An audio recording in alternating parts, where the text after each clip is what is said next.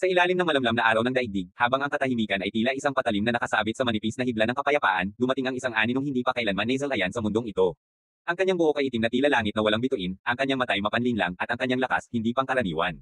Siya ay si Raditz, isang mandirigmang Saiyan. At higit sa lahat, ang kapatid ni Son Goku. Sa sandaling ang kanyang paa ay tumama sa lupa, parang lumuhad ang hangin sa bigat ng kanyang presensya. Ang mga ibon ay tumigil sa paglipad. Kakarot, bulong niya, habang tanaw ang malawak na kagubatan. Ngunit si Goku, ang tinaguriang tagapagtanggol ng mundong ito, ay wala pa sa kamalayan ng sarili niyang pinagmulan. Hindi niya alam, ang kanyang dugoy hindi ganap na mula sa daigdig. Siya isang Saiyan, isang mandirigmang isinugo upang sakupin ang planetang ito, ngunit siya'y lumihis sa landas. At ngayon, ang kanyang nakatatandang kapatid ay dumating upang muling buksan ang pintuan ng kanyang nakaraan. Sa pagsalubong ng magkapatid, hindi mainit na yakap ang bumungad kundi malamig na mga salita. Gising, Kakarot, wika ni Raditz, ang ating lahi ay nasa bingit ng pagkalipol. Tayo'y apat na lang. Apat kasama ka. Ang isa ay malayo, ang isa ay kasama ko. At ikaw na sana'y naging sandata ng kamatayan sa planetang ito, ay naging tagapagtanggol nito. Itinaas ni Raditz ang ulo ni Gohan, anak ni Goku, at inihayag ang mapanganib niyang panukala. Isang araw, 100, patayin mo ang 100 tao, Kakarot. Ay patong mo rito ang kanilang mga bangkay, o tuluyan kong wawaglitin ang iyong anak. Tumigil ang oras, nanlamig ang mga ulap, at sa mata ni Goku, namutawi ang takot na hindi para sa sarili, kundi para sa inosenteng buhay ng kanyang anak. Hindi, sigaw niya, kahit mamatay pa ako, hindi ko ipagkakanulo ang mundong ito. Ngunit ang salita ay walang saysay sa harap ng isang halimaw na walang puso. Raditz ay hindi lamang isang mandirigma. Siya'y bagyo, isang hayop na demonyong isinilang sa gitna ng digmaan. At ang kanyang lakas, hindi maabot ng kahit sinong nilalang ng mundong ito. Ngunit sa katahimikan ng kagubatan, may isa pang mandirigma na nagmamasid, Piccolo, ang dating kaaway ni Goku, ngayon ay isang panandaliang kakampi.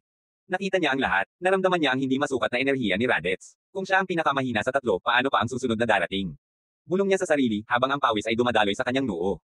At sa puntong iyon, isang panibagong hangarin ang sumibaw sa kanyang puso, hindi para sa kabutihan, kundi para sa paghihiganti.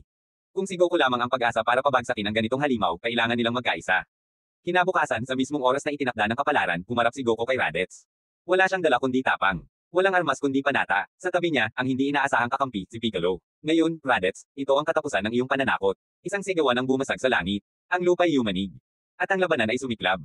Ngunit gaano man kalakas si Goku, gaano man ka-estratehiya si Piccolo. Si Raditz ay isang halimaw sa katawan ng tao. Sa isang iglap, napaluhod si Goku sa lupa. Ang kanyang katawan ay winasak ng isang suntok. Ang kanyang mukha ay tumama sa lupa. Huwag kang magpakasigla, Kakarot, sigaw ng kanyang kapatid. Hindi mo pa rin ako kilala. At ngayon, babawiin ko ang aking pamana, at ang iyong. Ngunit sa gitna ng kaguluhan, isang munting tinig ang sumigaw, isang sigaw na puno ng damdamin, ng takot, at ng isang lakas na hindi inaasahan. Si Gohan. Ang bata ay sumiklab sa galit. Sa kanyang dibdib ay sumabog ang enerhiya na hindi pa nararanasan ng sinuman. Sa isang iglap, siya'y naging liwanag. Tumama ang kanyang maliit na katawan sa dibdib ni Raditz, at ang walang pusong kapatid ay napaatras, binasag ang kanyang scouter, winasak ang kanyang tiwala. Hinawakan ni Goku ang katawan ni Raditz, niyakap niya ito, hinigpitin ang pagkakahawak, kahit pa ang kapalit ay ang kanyang sariling buhay.